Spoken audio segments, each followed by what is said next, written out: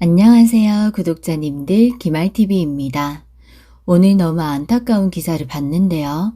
대한민국 허리인 4050 세대들이 공황장애에 시달린다고 합니다. 직장인 박모 씨는 친구들과 저녁 식사 자리에서 공황장애 치료를 받고 있다고 털어놨습니다. 그 자리에 있던 친구 3명 중 2명이 나도 공황장애 약을 복용한 적이 있다고 합니다. 15일 국민건강보험공단에 따르면요. 국민 20만 540명이 공황장애 진단을 받았다고 해요. 이건 2021년 기준인데요. 10년 전인 2012년에 비하면 2.5배로 증가했습니다. 공황장애는 불안장애의 일종으로 갑자기 가슴이 뛰고 숨이 막혀 쓰러질 듯한 발작이 한 달 이상 지속되면 공황장애라고 진단이 내려집니다. 지금 우리나라의 공황장애는 40대 병이 되었는데요. 전 연령대 중 40대가 가장 높은 비율 24%를 차지하고 있습니다. 공황장애 환자 4명 중 1명이 40대라는 뜻입니다. 세계적으로는 공황장애는 20대 초중반에 발병하는 경우가 많은데요.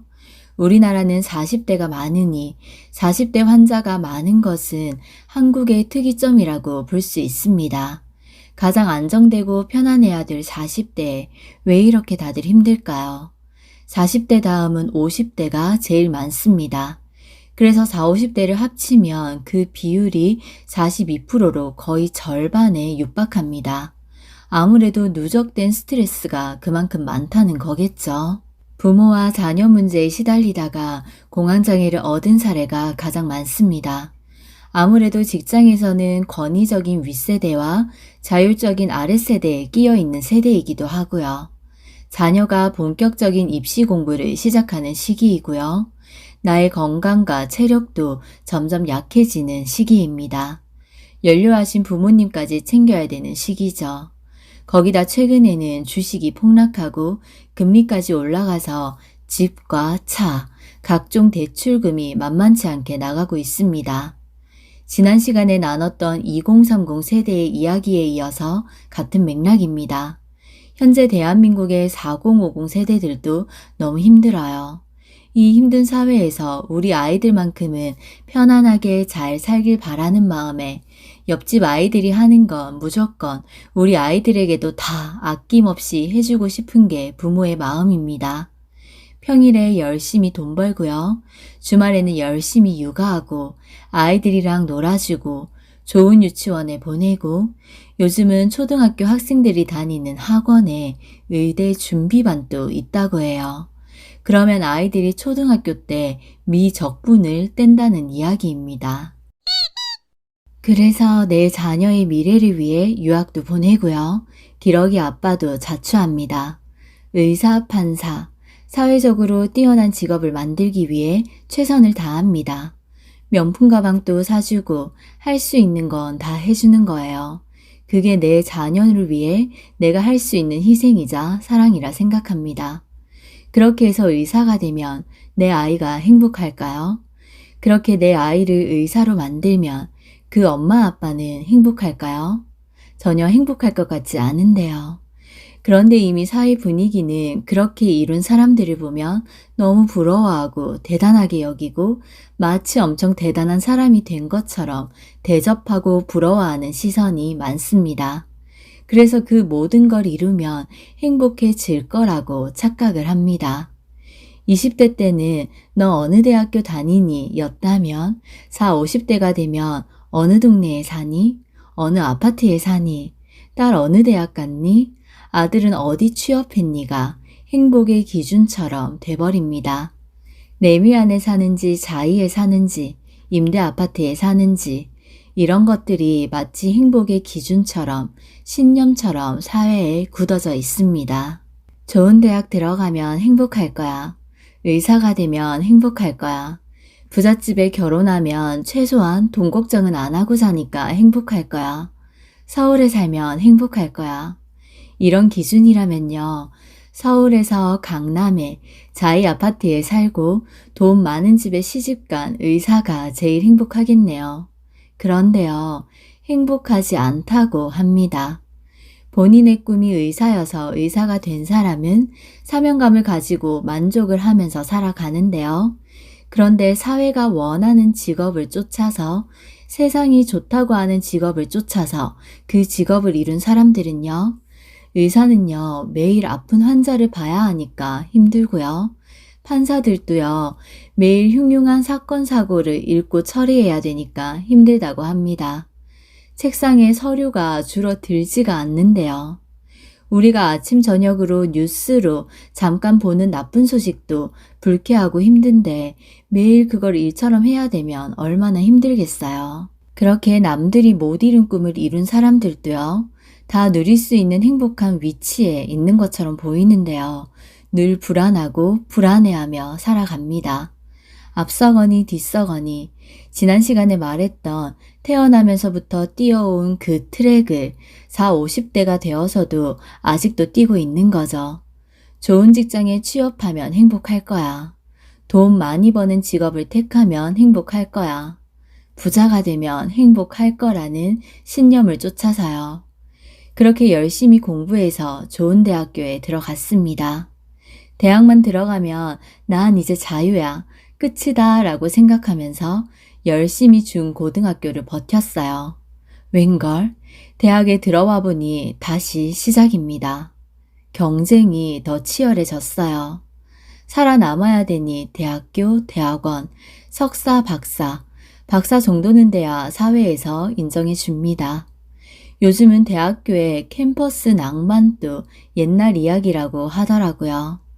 요즘은 대학교 1학년 때부터 다들 그렇게 열심히 공부하는 분위기래요. 더 경쟁이 치열해진 사회 속에서 아르바이트 하면서 학점 관리도 열심히 하고 오로지 취업을 향해 열심히 살아갑니다. 이때는 좋은데 취업하고 나서 그때 누리자. 취업만 하면 정말 자유다. 이제 내 세상이다. 라는 마인드로 또 이 꽉 깨물고 열심히 살아갑니다. 그렇게 임용고시, 각종 시험, 졸업할 때가 되면 최소 토익 700점은 만들어야 되죠. 그리고 더 좋은데 취업하려면 토익 900점은 돼야 경쟁력이 생깁니다. 하기 싫은 영어지만 취업만 하면 돼. 나는 삼성에 들어갈 거야. 나는 공사에 들어갈 거야. 열심히 또 이를 꽉 깨물고 공부를 합니다. 그렇게 열심히 해서 취직이 됐어요. 합격 소식에 며칠은 너무 즐거워요. 그런데 막상 회사에 들어가면 어때요? 공부한 것과는 정말 상관없는 일들만 시킵니다.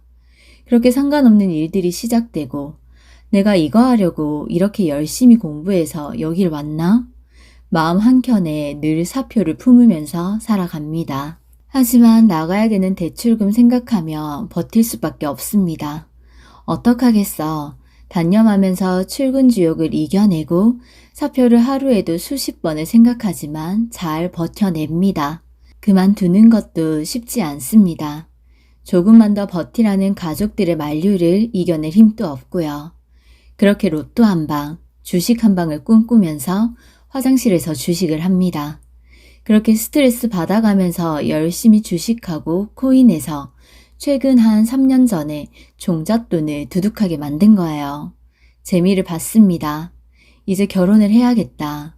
열심히 살아와서 그런지 이제 하늘이 도와주는구나. 분양권에 당첨까지 된 거예요.